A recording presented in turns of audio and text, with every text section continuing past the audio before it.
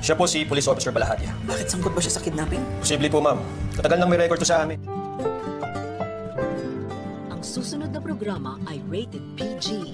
Ito ay nangangailangan ng patnubay at gabay ng magulang para sa mga batang manonood.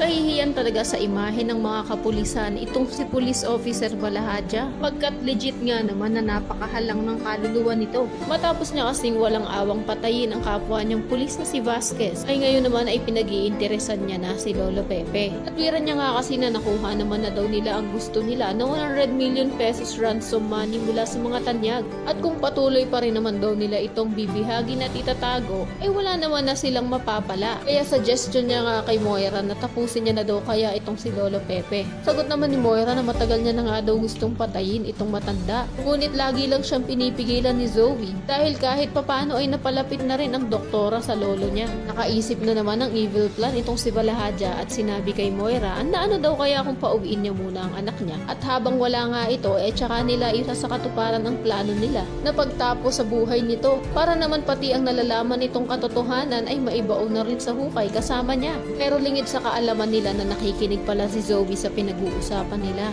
at hindi siya makapaniwala na tamang-tama nga naman talaga ang mga sinabi ni Carlos sa kanya na isang kriminal na talaga itong si Moira. Maisipan na kaya nitong doktora na itakas ang kaawa-awa niyang lolo. Sa kabilang banda kung inaakala naman nila Balahadya at Moira na nalihis na nila ang pagsususpetsya ng mga tao ay nagkakamali sila pagkat nakakuha na ng impormasyon itong mga pulis tungkol kay Balahadya at agad ngang pumunta sa magkapatid na tanyag upang itanong kung kilala daw ba nila o namumukaan nila itong police officer. Pagkakita ni Giselle ng picture ay tinanong niya kung mayroon daw ba itong kinalaman sa pangingidnap sa tatay niya. Gayon din naman si Robert na tiningnan ang litrato ni Balahadya at naalala din na ito nga ang kasabwat ni Moira sa pagtatago ng CCTV footage ng pagkahulog niya sa hagdan. Kaya naman kumpirmado niya na si Moira talaga at si Balahadya ang may pakana ng pangingidnap at pangungulimbat ng 100 pesos ransom money sa kanila. Kaya naman kung isa ka rin sa mga nagnanais sa lalong madaling panahon ay matuntun na ng mga pulis ang kuta nila Moira upang maabutan pa nilang buhay itong kaawa-awang si Lolo Pepe ay pakiclick naman ang like at subscribe button. Maaari ka rin mag-iwan ng komento sa ibaba kung isa ka rin sa mga atat nang makitang mabulok sa kulungan itong sina Moira at Balahadya. Maraming salamat sa iyong panonood.